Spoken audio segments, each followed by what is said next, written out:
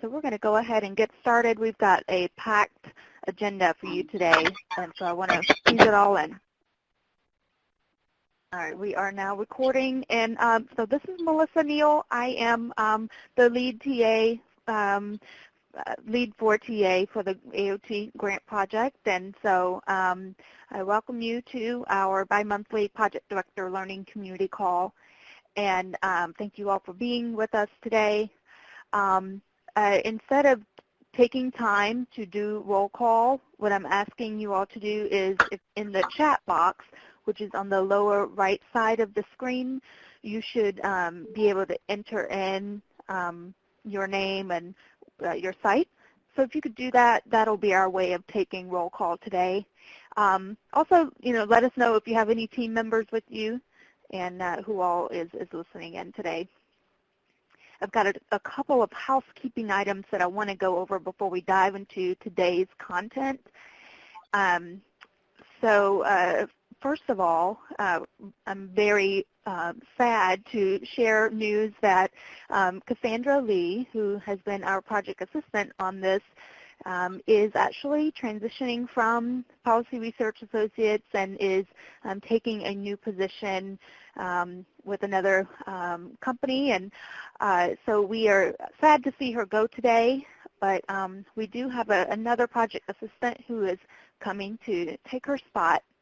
Julie McLafferty is going to come on board, and she will be the new Cassandra. So you're going to be receiving a lot of emails from her, and she will be assuming a lot of the tasks that Cassandra has been doing in terms of helping you all get linked up with TA, and when you submit TA requests, she will be the one responding to those.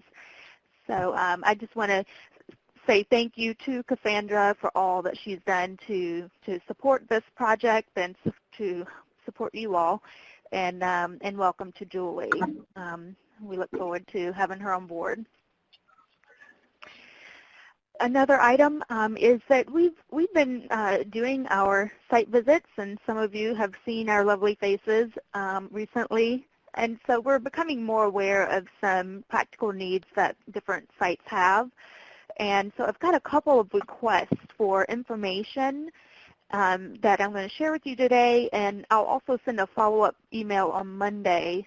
And so if you all wouldn't mind reaching out to your partners or pulling into your folders and sending on some information you may have, we'd really appreciate it. The first request was around treatment plans.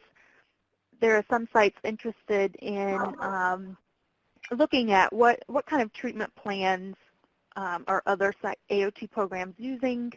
Would there be any templates that you all would mind sharing and circulating? And so I think that there's interest in knowing kind of three things. What do court orders look like?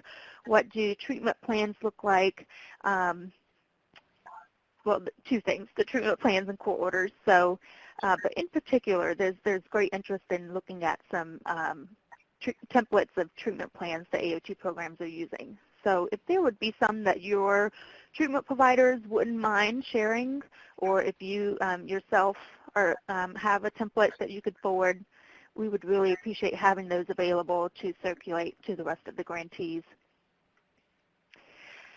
We also are interested in circulating materials around peer staff job descriptions. So any of you who have job descriptions or anything in writing in terms of what a peer staff position would look like, we would really like to get those materials from you all and circulate them as well. Again, if you have a treatment provider that is staffing the AOT program with peer staff, we'd really appreciate it if you would reach out to them and ask them for some job descriptions that we could look at and share with the group. And then finally, there's a lot of interest in learning who all is effectively implementing a stepping up program. Many of you have AOT programs that do step down, And so we are interested in seeing if there are any of you who might be interested in sharing about how your program is implementing more of a step-up model, and that might be something that we could use for a future webinar. So those are the 3 requests that we have for information from you all. And so I will send a follow-up email on Monday, but would really appreciate it if you could just take a few minutes to send along some information that we can share with the other sites. Okay. So a couple of other housekeeping items. Now we're going to transition into the webinar. And I want to pose this disclaimer: the views, opinions, and content expressed in this presentation do not necessarily reflect the views, opinions, or policies of the Center for Mental Health Services, the Substance Abuse and Mental Health Services Administration, or the U.S. Department of Health and Human Services. And a couple of reminders. Typically we like to have you all hold questions to the end of the presentation. Our presenters may be posing some questions to you throughout, but for the most part, try to hold your questions to the end so that you can see the full information that's going to be provided, and then we'll have some time at the end for some Q&A. And as I mentioned before, the webinar is being recorded. On that note, if you would please put your phone on mute, and that way we can minimize the level of feedback that we hear. And also, please remember not to put your phone on hold. That typically provides us with some lovely backup music.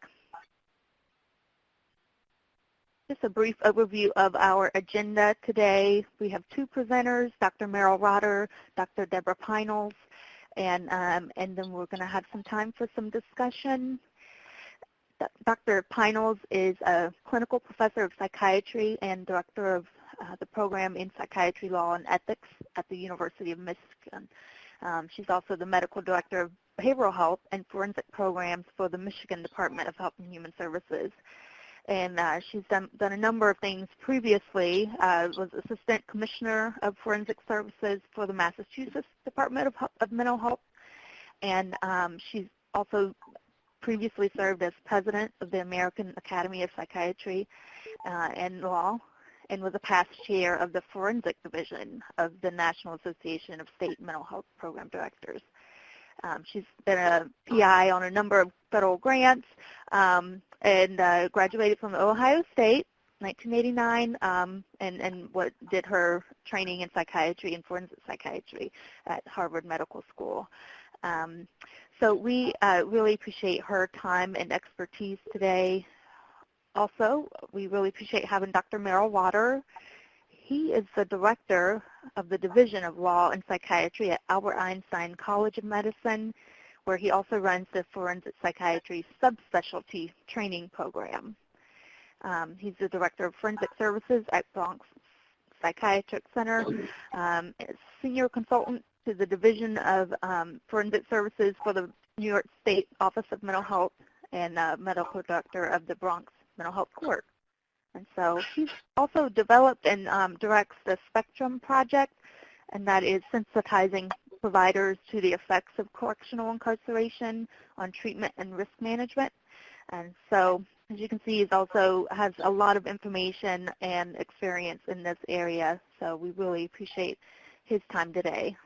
So without further ado, we will let him take the slides, and so go ahead, Merrill. Okay, thank you, Melissa. I appreciate it. So just to pick it up, Deb and I are going to go over some broad concepts, and frankly, hopefully as we talk, we hope that you'll be thinking about clients that you are working with and that where these apply to them, and that can be part of our discussion once we finish going through our material. It's going to be kind of a rapid review of some ideas that are relevant to working with clients for whom there are engagement adherence issues.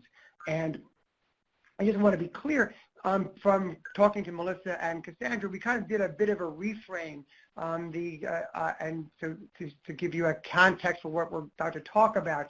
The initial sort of idea, and still we can circle back to this during our discussion, was about medication adherence and risk management in a sense. And both Deb and I independently and then together kind of came to the same place, which is that frankly, a lot of this ultimately is about engagement. And so we wanted to kind of reframe the conversation around that, incorporating issues of risk and of course medication as well. But engagement, I think, is a critical issue here. And one last sort of bit of introduction, as we understand it, the participants here on the call represent individuals who are both in AOT programs where there's direct care being provided, as well as AOT programs where the primary role for the AOT team is more of a case management monitoring. And so the relevance of therapeutic alliance and how much there is and what you can do about that may be different, but again, hopefully that'll come out as part of our discussion. So why do I call my piece here, Got Pants? Well, let me get to the right place here. Okay, work, yeah. Because basically, I think one of the things that those of us who work with either civilly ordered individuals into care, or even certainly in the criminal justice system where people are mandated to care, the mandate itself, whether it's a civil or a criminal one, is really kind of a belt and suspenders. And what, as I tell my trainees often and in programs like this, the belt and suspenders really only works if you have pants on. Right, meaning that the AOT, specifically, can be supportive of treatment, supportive of adherence, but ultimately the client's engagement, the client's awareness, the client's insight, the client's willingness, our willingness to meet the client where he or she is where the pants are, essentially. The AOT can support that process, and certainly data suggests that AOT can be very useful in that, but that really is a support. It is not the answer. And we think, and I would argue, the answer really is in engagement. The next slide, there we go. Right, and just to note this, and this is some take-home points from actually criminal justice literature around that, where it's really noteworthy that treatment outcome and premature termination from a mandate can be predicted by engagement. Part of that treatment outcome is also related to patient effort, and importantly, and this has been really studied as well, that our manner, the manner of the therapist, our presentation is related to the client's engagement and effort, ultimately, essentially. So it is on us to kind of help find ways to engage our clients in effective treatment, as opposed to kind of waiting for the client to step up to the plate, if you will. Again, like I said, this is going to be a relatively rapid overview given our time frame today, but I want to share three at least lenses on engagement that might be of some use and explain some of the challenges that we face. One of which is from the stages of change, literature you may be aware of. The second is procedural justice, some literature that comes out of working particularly in the criminal justice context and places like mental health courts. And the last is social determinants of mental health, which is an outgrowth of literature and policy written around that you may be aware of in terms of the way in which social determinants drive both the and perpetuation of problems in health, mental health, and indeed criminality as well. And we don't have time today to go into each of these in depth, but I want to give you some sense about why they're each, I think, relevant to the challenges we face in working with our clients in programs like AOT. Well, stages of change is the theory around why people participate in treatment and change, and they talk about the stages including pre-contemplation before someone's even aware there's a problem to be dealt with, a contemplation stage in which you're beginning to consider there's possibly something to be discussed, preparation where you're perhaps in active treatment and addressing issues that are relevant for you, the action change where you're actually beginning to make some change in your life based on the treatment you've had during the preparation stage, and then finally maintenance. And what I guess just relevant just to be aware of is that mandate programs like AOT or like a criminal justice mental health court, if you will, ultimately basically in some ways take patients, take clients who may be only in pre-contemplation and jump them up the stairs to where this guy is in more like a preparation stage, meaning that the expectation of an AOT system, the expectation of a mental health court is that you're going to participate in treatment. But in fact, from internally, the client may only be in pre-contemplation. And again, back to my pants idea, part of the challenge is that as opposed to clients who come to treatment voluntarily, we're in some ways forcing them up the ladder, and we can't afford to skip or miss the idea that our clients themselves may not be in a preparation, let alone action stage part of treatment, but indeed pre-contemplation, not quite ready. And so it suggests that our work with the client can't jump right into treatment per se, and has to address really what is an earlier stage of preparation for improvement and change. And just to unpack that a little bit more, in the stages of change literature, there's a further sort of differential that you can bring to bear in thinking about a client who, despite the fact that they're in AOT or they're being, in some ways helped into, supported into, perhaps coerced into or forced into a treatment setting, but that if they indeed are only in a pre-contemplation sort of phase, there may be different reasons that they're in that phase that we need to be considering in how we're going to help the client meet them where they are, and then help them engage with us in treatment. And this is just an example here of one different differential that comes out of the stages of change literature, suggesting that you can have the patients who are not participating because they don't have the information they need. They're not participating because they don't really want to. A lot of the patients may not be participating, I find, because they are indeed hopeless. They're resigned. They've been through it. Nothing's really helped in the past. Why should this help now? Or they just don't need help because they can manage it on their own. Again, there probably are other reasons your clients may have for not participating, but just recognizing that the AOT doesn't necessarily create contemplation or action stage for the individual. And if they are indeed at pre-contemplation, we need to recognize that and understand that if we're going to meet them where they are.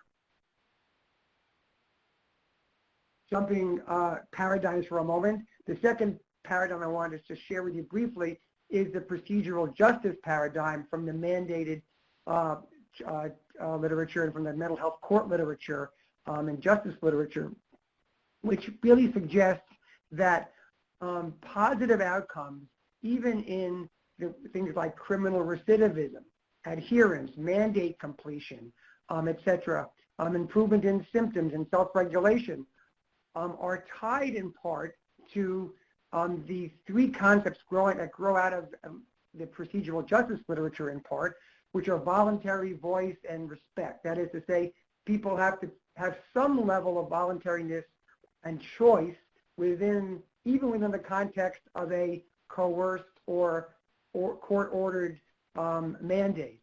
The fact that they may not have a choice not to be in treatment may be relevant and is important, but there are choices within that, and maximizing the opportunities for those choices are important. Maximizing the opportunities for a person to express those choices, express their frustration with a lack of choice, having some level of voice, and our respecting that voice and respecting that dialogue and that person is struggling is an important element of procedural justice, which indeed, even within a criminal justice mandate system, let alone civil mandate like AOT, has, as you can see, many clear research-driven positive outcomes around the relationship with us, the relationship with the monitors, treatment providers, and ultimately the success that we'd like them to have in terms of functioning, recidivism, adherence, etc. The last general paradigm that I'd like to just share with you, again, is this social determinants of health and mental health. This is from the SAMHSA website itself, actually, on social determinants of health. And the only thing I just do want to suggest is that the social determinants of health and mental health are important in as much as they are important drivers of symptomatic improvement, clinical improvement, etc. And recognizing how those factors basically are important for the success of our clients in the community is critical, both because they are drivers of illness and health, but also because they are important engagement areas. In fact, in many ways, and some of the work that I do with FACT teams in New York State suggest as well that that where a client is having challenges, or we're having challenges with a client in terms of the kind of clinical adherence that we are looking for and that the AOT or the mandate is requiring, a place to engage almost universally is around some of the social determinants. It's my experience that for many of our clients, not that they don't necessarily want treatment or want help, but there are other priorities, and they're often in the social areas. And to the extent that we can prioritize these social determinants in our treatment planning, that'll help both their ultimate outcomes, but I also would argue will help engage them in treatment.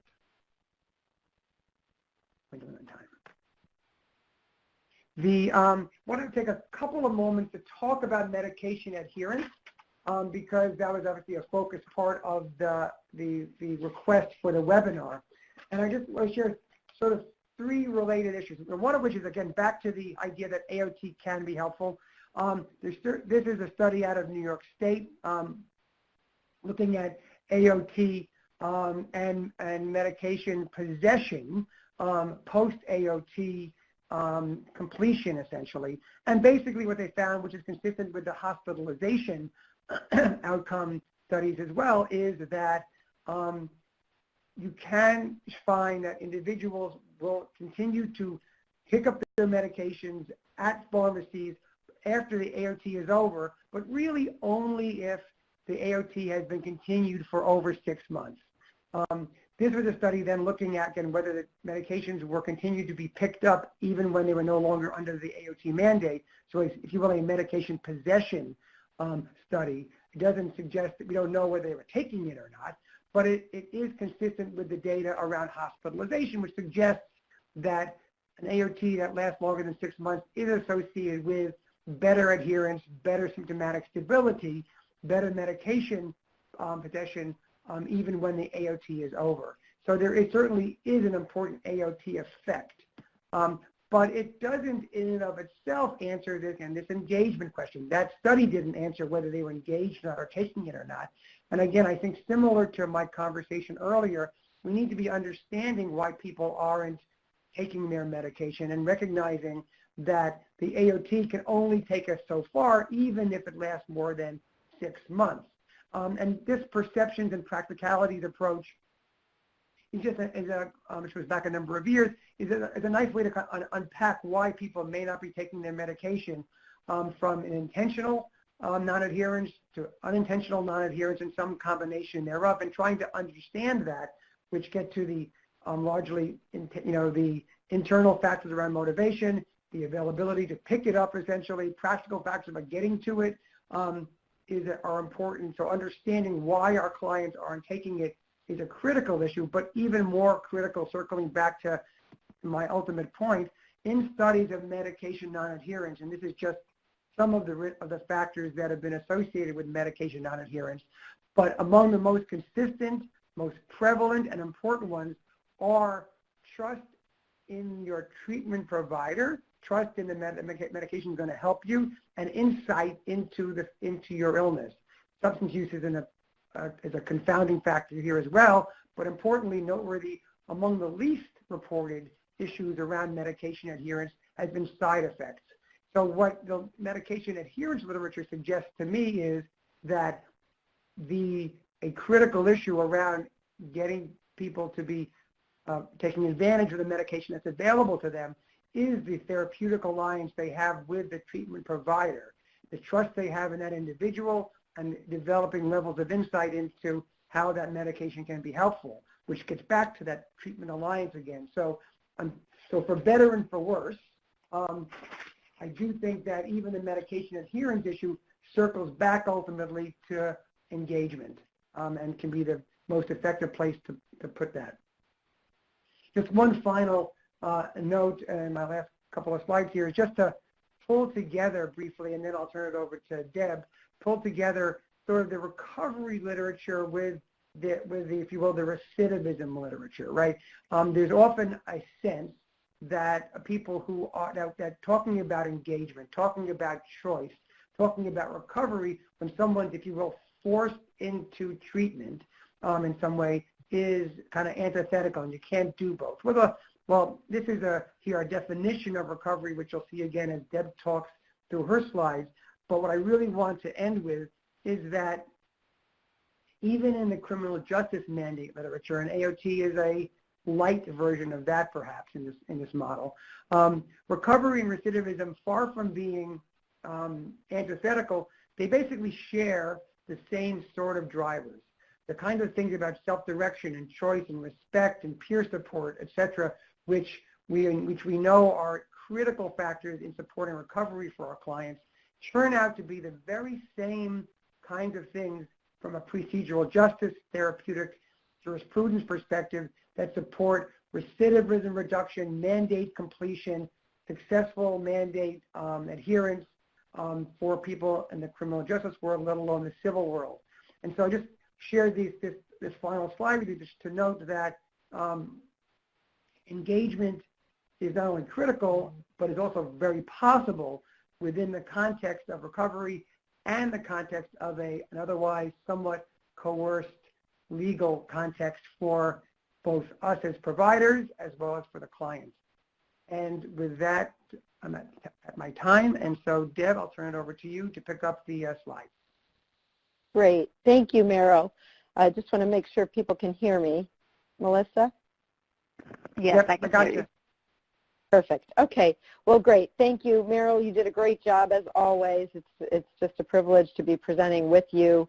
Merrill and I spend a lot of time talking about similar issues in different parts of the country. Melissa, thank you for the kind introduction, and thank you all for asking for this topic, because this is a really, this idea of how do we ensure adherence and think about what our tests are in working with mandated clients is so critical to the work that you all are doing and to the success of your grant programs. And so where I want to launch is picking up where Merrill left off and thinking about how we think about adherence as a risk management strategy, and think about engagement as risk management, not necessarily as much for risk management, but as risk management, because I think you'll get both. If you have good engagement, you'll have good risk management, and you'll have better adherence, including medication adherence, as Merrill described. So I want to talk about some practical examples of what we know and some strategies that we've used in some of our programs with mandated clients to see if that might be stir some thoughts for you as you think about your own clients. So we know from the literature that even when we think we're doing what we think people need in terms of providing quote-unquote evidence-based practices or appropriate levels of care, that the data actually supports that there's high dropout rates. And this is a slide that depicts several different studies, some of them related more to substance use services, but I think where you're having probably some challenges with adherence, you've got people with co-occurring disorders very often cycling through multiple systems and having fractured care. And this really just shows that even in residential care, which we would think is really high level of retention and services, that many studies have shown that people leave. They leave for a variety of reasons. Sometimes they become behaviorally dysregulated and are actually asked to leave. And some of them walk out the door and don't want to stay engaged. And that can be true for anything, including outpatient treatment. even when they're randomized to behavioral health treatment, that individuals in this last study by Bellick, 33% of individuals randomized to behavioral therapy did not receive any treatment. So people get lost to follow-up, and people walk out of services, and people are asked to leave services. And obviously when you're working in an AOT program, the idea is not only that the person is committed civilly to adhere to services, but it does create the need for the system to attend more towards sticking with the individual as well. But there are a host of challenges in implementing that as a construct, and one of them is that there's system challenges, that regardless of whether somebody is on AOT, and you can see, you know, AOT kind of in the sort of middle right here, court-ordered services, you still have a whole host of systems that may be disengaged and disconnected from the AOT service that you all are trying to provide.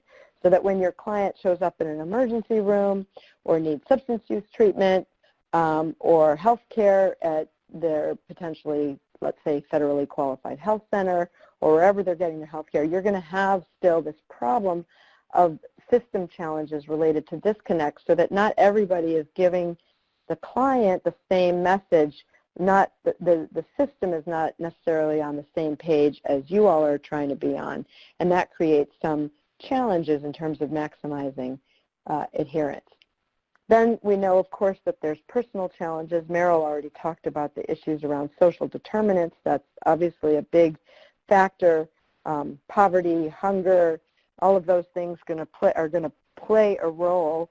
But we also know trauma is a major factor, and the more I've worked with even the most high-risk, most disenfranchised clients, the more I personally have come to be a believer in the idea that we really have to be more trauma-informed. Hopefully you all are familiar with this pyramid. This is from the ACE study, the study of adverse childhood experiences, and it was a study done on a general population that was receiving health care at Kaiser Permanente, a regular primary care clinic, not focused on AOT or anything like that, but essentially where 10 questions were asked of people like all of us on the call, and basically of those 10 questions, looking at you know, emotional and physical abuse and neglect and abandonment as a child, that if for any individual who you know, said yes to any one of those 10 things, the more things that people said yes to that they had experienced at an early age, what this study showed was the more difficulties people had later on in life, up to and including morbidity and mortality at the top of the pyramid, but in between, social, emotional, cognitive impairment, adoption of health risk behaviors, and the like. And I would say that some of the challenges, the personal challenges around engagement, have to do with the fact that even from a very early age, people's ability and brain development was impacted in terms of their ability to attach, to have that trust that Merrill's describing as a big factor and driver in medication adherence, and really learn to work within this arrangement where you have a team of treatment providers that are there to help support you, but building that ability to work within that construct is challenged by early trauma experiences, and then furthered by later trauma exposure. So personal challenges become a barrier. Another barrier that we think about are social, cultural, and other contextual challenges. One of the critiques of AOT has been that there may be racial disparities of who becomes subject to involuntary outpatient commitment. I think some of the research has said that has examined this, has also looked at it as, you know, if you see AOT as a benefit, then it may be better to be a recipient and not seen as worse to be a recipient. And so where there may be some disparities in who gets access to AOT and whether that's a positive or a negative may depend on your own views of AOT itself. And so, but nevertheless, what we know is that there are racial and ethnic disparities in terms of accessing health care, racial and ethnic disparities in terms of silting towards criminal justice systems. And so it's very important that we're mindful when we're providing AOT services to be culturally sensitive and think about any decision making in terms of checking ourselves around where there may be biases and learning more about the whole role of biases in terms of making sure that we're getting fair treatment equally to all the people that we're serving.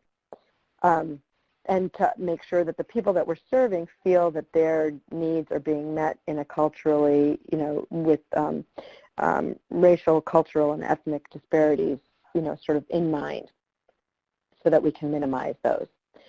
The next thing to think about besides these challenges as opportunities to improve services is a look at data and whether you all are collecting data that can actually help you enhance adherence, engagement, and therefore risk management. And I'll use as an example a model of services that we've developed through some other SAMHSA grants where we've been working with a criminal justice involved population, but I think this data collection has equal applicability to a civil commitment population with AOT. And so what we have found in thinking about mandated populations is that when we look at our data and present our data to the staff, we find a way of looking at how we do several things. One is fidelity tracking, where we have monthly fidelity meetings where we ask our providers to present their cases, and we look at really problem solving with them on an individual case-by-case basis to help keep services on track. We also do follow-up plans monthly to review fidelity information to see, if we're asking for certain numbers of services to be delivered and they're not being delivered, what are the barriers and why, and how can we problem solve around that. And then, of course, we look at outcomes tracking to say, are we really achieving the goals, the meta goals of the services that we're trying to provide, including outcomes for symptoms, employment, housing, recidivism. Again, this is in criminal justice context, but for you all in AOT, it would be around adherence to the court order related to the treatment plan, and really using that data as an opportunity for dialogue. And I will tell you, when we first started doing this, a lot of our provider staff were not as comfortable with that, and we're seeing data and, sort of oversight and looking at data as really kind of maybe eyes above, looking down, and maybe being critical. But as we've worked more and more with providers, they actually look forward to these conversations because they see it not as an audit, if you will, but more as an opportunity for dialogue and problem solving and helping them address things that are challenges. So this is an example of some slides that we will use to present with our staff. So for example, in this particular study, and I sort of randomly picked some slides to show you just for your own, to think about whether this could apply to your own projects. You can see that where we had the grayer slides, we had what we were expecting, how many case manager contacts we were expecting per month of enrollment, and then how many actually occurred. And what you can see is in the beginning, we didn't have good data. We had way more expected contacts than were actually occurring, and that as the months progressed with participation and our ability to work with our case management staff to understand why weren't they having those contacts, you can see that we were able to turn the information around so that our actual were actually exceeded what we had expected. And so we thought, we were going to hire these, pay for these providers. They would provide the service to give a mandated, we said these clients were mandated to treatment, and here you go, please provide that treatment, and we thought it would be easy. But what we learned was that there were a lot of reasons why it wasn't as easy as we had thought. And so then we said, okay, well, let's understand, if you're not meeting with the client, why aren't you meeting with the client? Maybe we need to help you, support you, again, rather than criticize you. So we found that, of course, again, this was criminal justice populations, but I'm using it as a proxy. Well, we found that some of the people, a big percentage of the people, were unresponsive to the contact. Well, when we drilled down to understand why they were unresponsive, and we did some focus groups, what we learned was that some of the clients were actually afraid that if they responded or if they talked to the staff, that they would actually get in trouble rather than be helped. And so we had to really work with our clients to understand that with the contacts were not meant to report them or get them into trouble, but were actually meant to engage them. The same held true with people who were also on a criminal warrant or even on some kind of civil warrants that we had, that they felt that if they had communicated with staff, there would be an immediate jeopardy for them. And so we did a lot of work with our clients and with our staff around how to language conversations with clients and how to speak to clients around what the goals of the services were and how we were there to help them. We also saw that, for example, some of our clients were in residential services or hospitalized, and what we realized was that our staff believed that if they were in these other types of services that they should stop continuing to work with them because they would be cared for by other service providers. And so we worked with our case managers and our peer support staff to basically say it doesn't matter where the clients are, if they're in a residential service system, if they're in, if they're hospitalized, we want you to go out and meet with them and count that as a contact, because what the point is that we want to really build a treatment alliance and continue to work with the client. And we know, again, going back to that slide where there's fragmented services, that the clients are getting bounced around into different healthcare settings when they're medically hospitalized or wherever, even psychiatrically hospitalized, they're getting bounced around. And even if they have a period of time where they're in jail awaiting an open warrant proceeding, we want to make sure that our staff are continuing to stay engaged with them so that when they're out, we can continue to work with them most closely. And it was by looking at this data that we actually were able to drill down with our staff. The other type of data we looked at is where were referrals getting made? Again, our staff were hired to help keep them engaged, but we were referring them out to a number of different services, and we wanted to track trends of how many services the clients we were engaged with were needing. And then from there, what we identified were pathways to not just build alliances with the clients, but to build alliances with the service providers to whom the clients were being referred. So that, for example, where we were referring them to addiction services, we wanted those addiction services to know who our staff were and to know that they were available to help support the client. Same with emergency services and medical services. If they were going to a clinic for their blood pressure or their diabetes, we wanted those clinics to know that we were there to help support our clients and work with them and sometimes accompany them to appointments, again, so that we were helping bridge where we knew there were fractured services across the system, and that in turn helped maximize treatment adherence for our clients by being the bridge for those individuals. Another strategy that's been used in several programs is looking at really like focus group types of or individual types of survey data. And there's a lot of survey data that's done for kind of patient satisfaction. And there's this idea that, well, if we're working with people who have psychotic disorders or who are paranoid or who are reluctant to engage, that we really won't get valid data about what they believe in terms of their service. In my experience, there may be some outliers to whether data can tell you things, but I really have turned in my own thinking about that really the best way to understand if we're meeting the needs of the client, whether the client has serious mental illness or not, is really to ask the client. We need to ask the client. And then we need to ask the providers. So what are the interactions between, does the client have the same understanding of the service that the service provider, that our providers have? And what do families think? So, sort of getting what we would sometimes call a 360-degree evaluation of how are the services working to, again, help build quality improvement to help maximize that engagement and that adherence to treatment. So this is an example of a survey that was done to look at interactions with recipients, and then doing that on a regular basis to see is our work really working from their perspective and from the perspective of others who are trying to support these individuals. And then one thing as another resource for all of you is to look at this fantastic guide that NAMI National came out with, which is a guide towards thinking about engagement as a way of maximizing success, because it really does speak to how to build alliance and trust with clients, and thinking about workforce development, motivational interviewing, and how to be person-centered.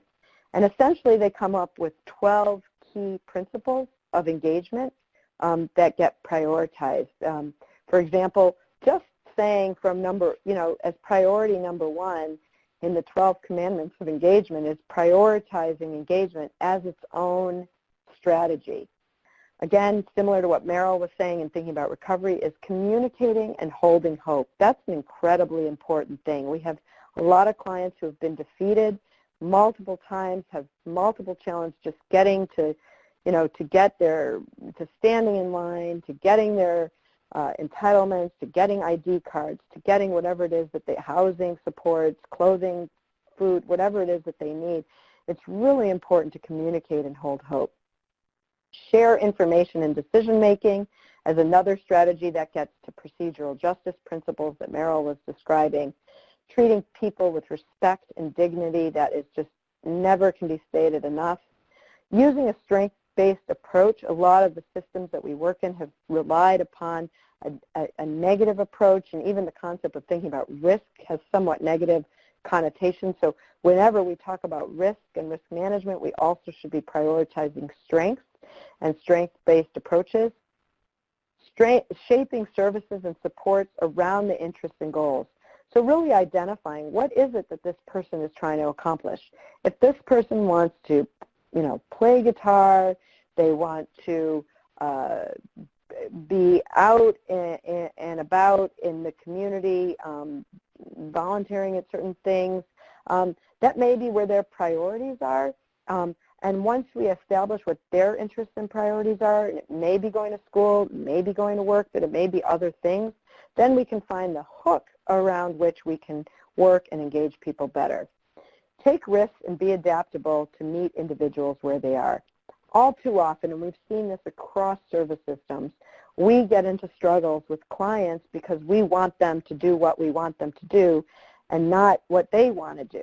And again, it goes back to the literature, even on medication adherence, that building trust involves helping take some risks where it's appropriate and being adaptable to try and meet individuals where they are. Now, that doesn't mean that we want to allow clients to engage in behavior that's dangerous. Of course, we don't want to do that, and the AOT doesn't allow for that to happen.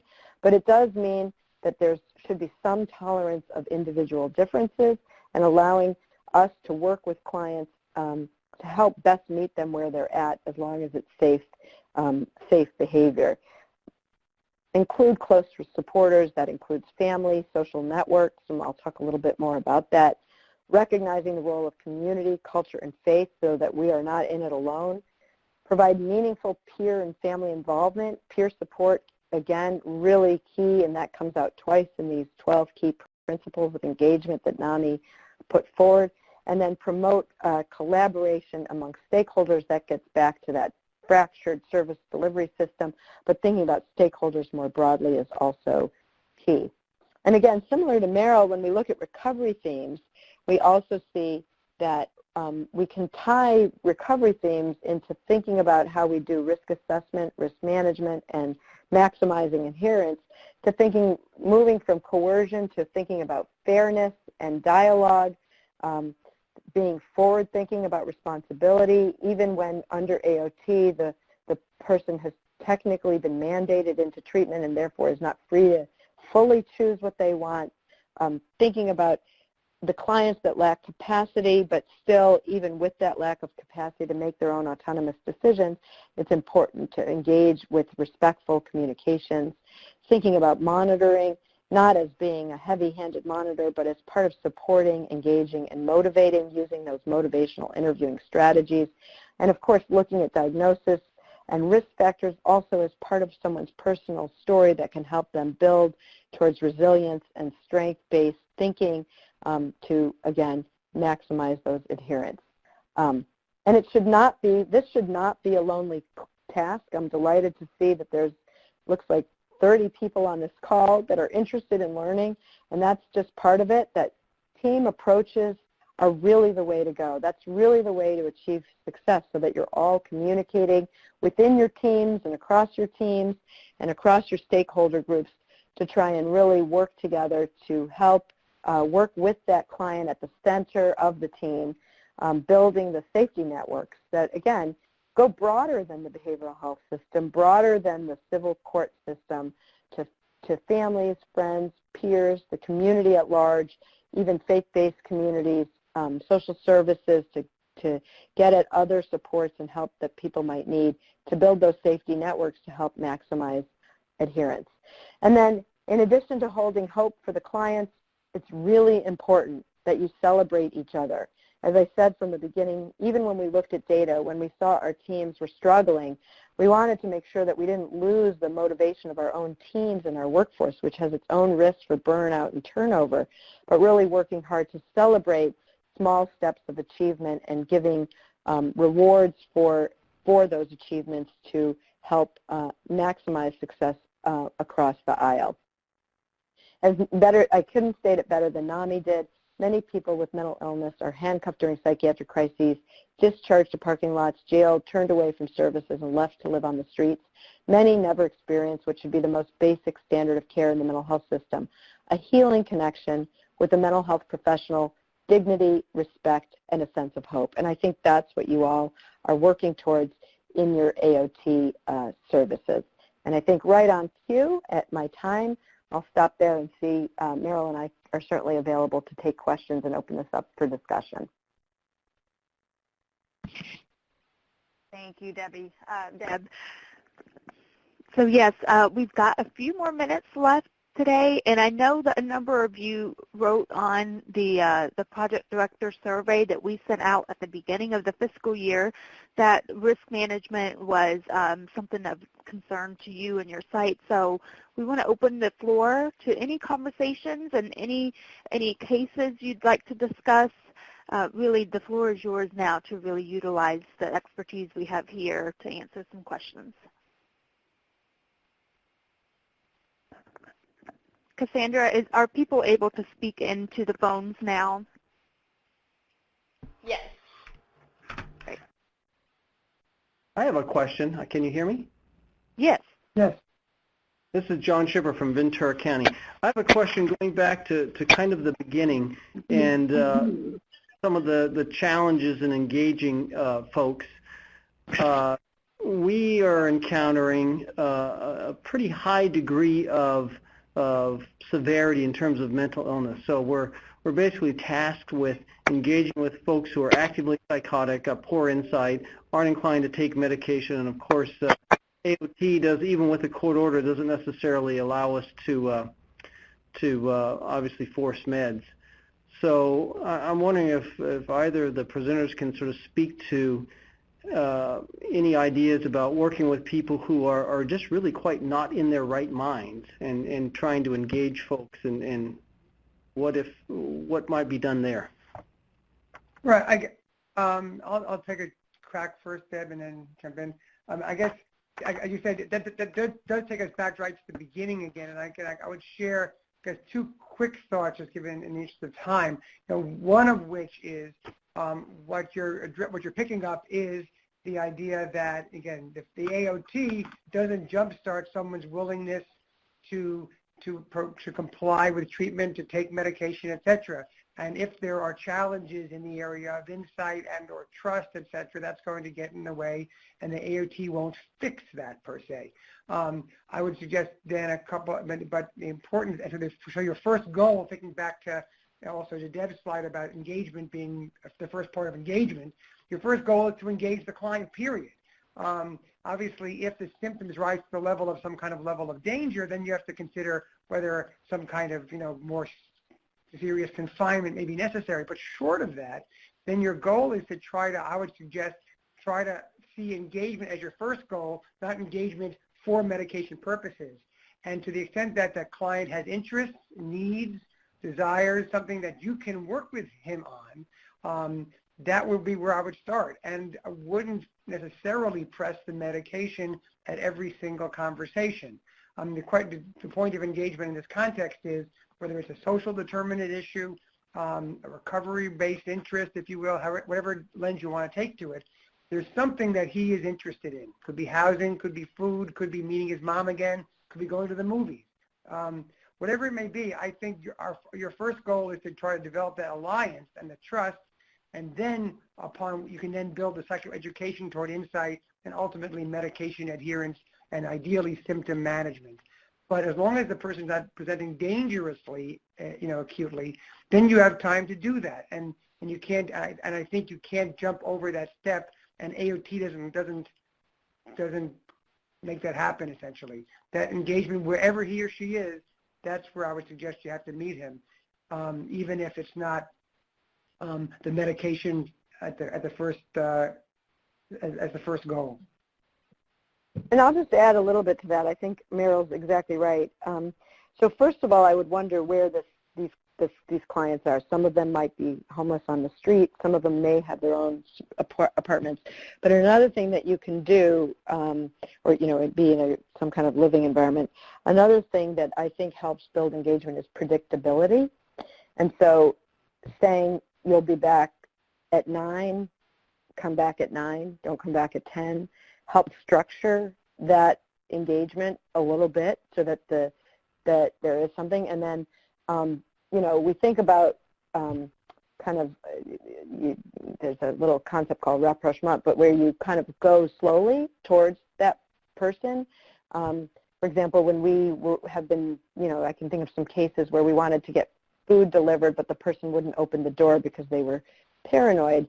So, we would start by letting them know by some message, we will be dropping off food at 9 p.m., or 9 a.m., and then we would leave some kind of food outside the door. So, just predictable, small steps to build that trust is really important. The other thing is that even within psychosis, if they're not totally disorganized, you should meet the person where they're at. So not challenging the delusions, just kind of working with them with what you feel like might help them in that moment in terms of basic needs, and that can be another strategy that you can use. And if they're a little bit more able to engage in conversation, there are some cognitive behavioral strategies for people with psychosis that could be a therapeutic modality that could be tried, but it depends on the level of psychosis or the nature of the psychosis that they're dealing with.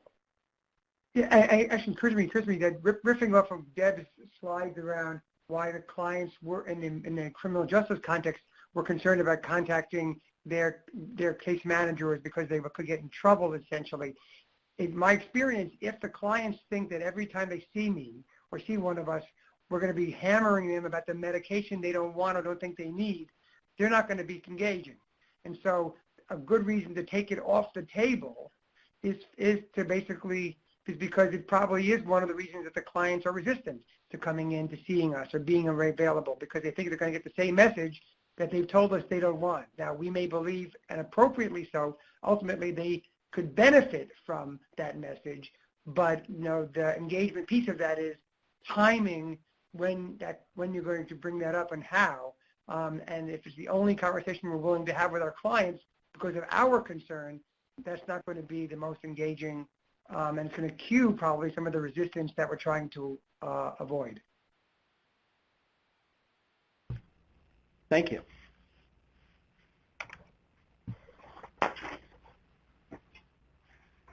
Any other questions? While you're thinking, I just want to remind everyone, please do put your name and site in the chat box. If you've not done so already, that is where we're taking roll call for today's call. Any other questions?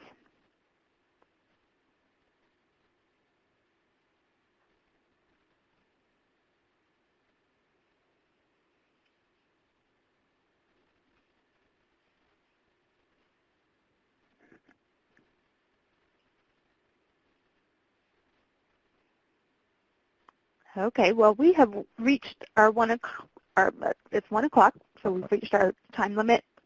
Did I hear did someone speak up? Is there another question?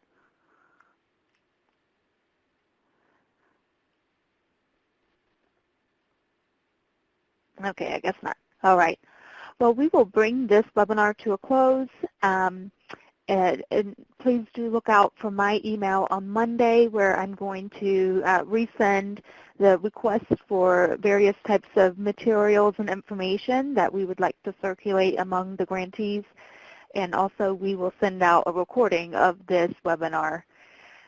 If you have any other questions that emerge over the weekend, please do not hesitate to reach out to myself, to Julie, or to your site lead, and let them know if you have further questions. We would certainly be happy to link you with Merrill and Deb if you have further a need for more discussion or technical assistance. All right. Well, thank you so much for your time, and we look forward to the next speaking with you more on the next project director call in a couple of months. Hope you all have a great weekend. Thanks, everybody. Thank you.